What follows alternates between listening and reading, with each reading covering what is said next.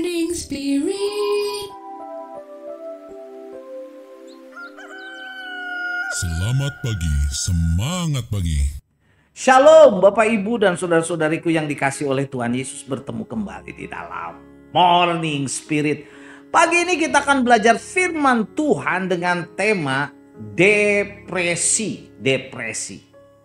Depresi sering disebabkan oleh karena dosa dan ketidaktaatan kita kepada Tuhan Yesus yang sesungguhnya adalah sumber berkat dan pertolongan bagi orang-orang yang depresi. Karena itu apapun masalah dan dosa yang menyebabkan kita depresi, saudaraku, datanglah dan mohonlah pertolongan dari Tuhan Yesus supaya kita dibebaskan dan disembuhkan dari depresi.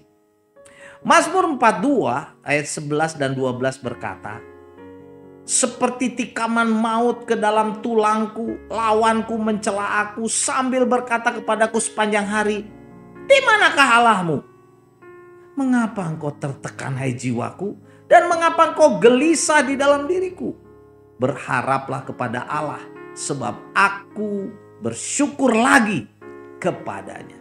Saudaraku, dalam ayat ini pemazmur menghadapi tekanan hidup yang sangat berat atau yang disebut depresi karena masalah yang berat, karena ancaman dari orang-orang jahat yang tidak takut akan Tuhan.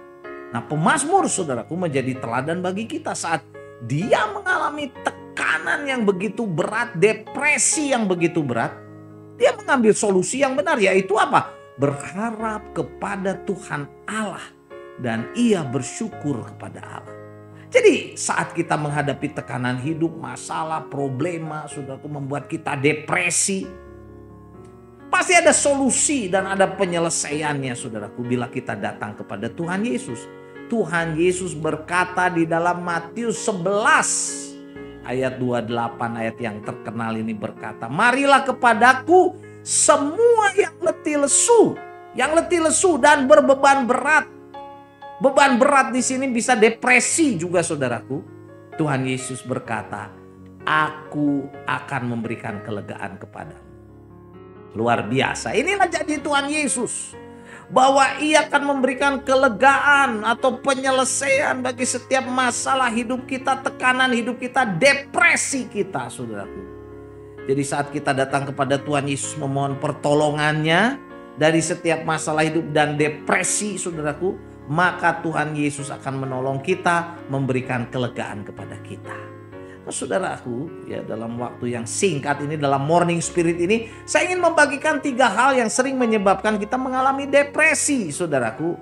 Tetapi jangan takut, ya. Bila kita sungguh-sungguh bertobat, datang kepada Tuhan Yesus, mohon pertolongan dari Tuhan Yesus, kita akan terlepas dari depresi, dari tekanan hidup ini, saudaraku. Kebenaran yang pertama, saudaraku, depresi bisa terjadi karena ketidaktaatan kita, saudaraku, dan dosa kita yang belum diselesaikan di hadapan Tuhan, atau yang belum diakui, saudaraku. Jangan simpan dosa, atau jangan sering berbuat dosa, atau jangan berbuat dosa lebih tepatnya, ya. Amsal 28 ayat 13 berkata, "Siapa menyembunyikan pelanggaran tidak akan beruntung, tetapi siapa mengakui dan meninggalkannya akan disayangi." Saudaraku, banyak orang menyembunyikan pelanggaran, selingkuh, mencuri, korupsi, ya, atau dia berbuat jahat, fitnah mungkin. Saudara, itu membuat kita nggak tenang, saudaraku. Nah, tetapi 1 Yohanes 1 ayat 9 berkata, jika kita mengaku dosa, kita akui dosa kita, maka Tuhan adalah setia dan adil, sehingga Tuhan akan mengampuni segala dosa kita dan menyucikan kita dari segala kejahatan. Jadi ketidaktaatan dan dosa, saudaraku, bila belum diselesaikan, belum diakui, belum ditinggalkan di hadapan Tuhan Yesus, itu membuat hidup kita tertekan, tidak tenang. Kita bisa depresi, saudara. Bisa depresi. Karena itu mari kita bertobat, memohon, akui dosanya apa. Jangan tutup-tutupi dosa kita, kesalahan kita, korupsi kita. Mungkin kita selingkuh, berzina, atau saya tidak tahu apakah dosa yang saudara lakukan. Datang pada Tuhan Yesus, minta ampun, bertobat, kita akan diberi kelegaan. Ya, ada juga orang yang menyimpan dosa seperti ini, saudaraku, yang ditulis dalam Efesus 4 ayat 31 sampai 32. Segala kepahitan, kegeraman, kemarahan, pertikaian, fitnah hendaklah dibuang dari antara kamu, demikian pula segala kejahatan. Tetapi hendaklah kamu ramah seorang terhadap yang lain, penuh kasih mesra, dan saling mengampuni sebagaimana Allah dalam Kristus Yesus telah mengampuni kamu. Kita harus membuang dosa, kejahatan ini, saudara, kegeraman, kepahitan, kemarahan, pertikaian, fitnah, kata-kata kotor. Oh saudaraku, kalau itu masih kita pendam, kita bisa depresi, tertekan. Buang sampah-sampah itu. Itu penyakit, saudaraku. Penyakit. Mungkin ada di antara saudara yang hidup dalam kepahitan, ya, kemarahan, iri, benci, dendam, saudaraku. Lepaskan pengampunan. Berdoa, bertobat dengan jujur di hadapan Tuhan. Itu menyebabkan depresi, saudara. Dan yang kedua, saudaraku, depresi bisa terjadi ketika menghadapi situasi dan masalah yang sulit dan masalah yang menekan. Kembali lagi dalam Matius 11 ayat 28. Firman Tuhan berkata, marilah kepadaku semua yang letih lesu dan berbeban berat. Aku akan memberikan kelegaan kepadamu. Jadi saudara, dalam situasi yang menekan, menyebabkan kita depresi, mungkin pekerjaan, ujian, ya, apalagi saudara bisnis kita, masalah dalam pelayanan, saudaraku, atau mungkin sakit penyakit, kegagalan bisnis, kegagalan dalam berusaha, kehilangan orang-orang yang kita kasihi, mungkin kita ditipu, mungkin kita mengalami bencana alam, gempa bumi, atau apa saja, atau anak-anak yang berontak kepada kita sebagai orang tua, atau kita sedang mengalami masalah suami istri. Datanglah kepada Tuhan Yesus, mohonlah pertolongannya supaya kita dapat menyelesaikan, saudaraku, semua letih lesu, beban berat masalah kita dengan pertolongan Tuhan Yesus. Saudaraku, persembahkan hidup kita, persembahkan, datanglah, saudaraku, kepada Tuhan Yesus. Pasti Tuhan sanggup menolong. Roma 12 ayat 1 dan 2 berkata, karena itu saudara-saudara, demi kemurahan Allah, aku menasihatkan kamu supaya kamu mempersembahkan tubuhmu sebagai persembahan yang hidup, yang kudus, dan yang berkenan kepada Allah. Itu adalah ibadahmu yang sejati. Janganlah kamu menjadi serupa dengan dunia ini, tetapi berubahlah oleh pembaharuan budimu, perubahan karaktermu, sifatmu, sehingga kamu dapat membedakan manakah kehendak Allah, apa yang baik, yang berkenan kepada Allah, dan yang sempurna. Nah saudaraku, ketidakmampuan dan ketidakbersediaan kita menyerahkan seluruh hidup kita, tubuh kita, saudaraku, kepada Tuhan Yesus seringkali menyebabkan depresi, saudaraku. Kegelisahan hidup. Hidup kita tidak tenang. Karena itu marilah, percayalah kepada Tuhan.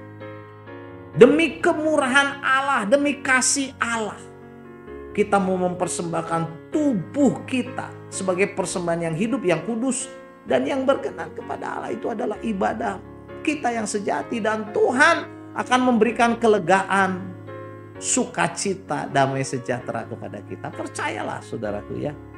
Dan kebenaran yang ketiga, seseorang bisa mengalami depresi karena apa? Karena membuat tujuan dan sasaran hidup yang melampaui kemampuannya dengan tidak melibatkan Tuhan, saudaraku, dalam perencanaan.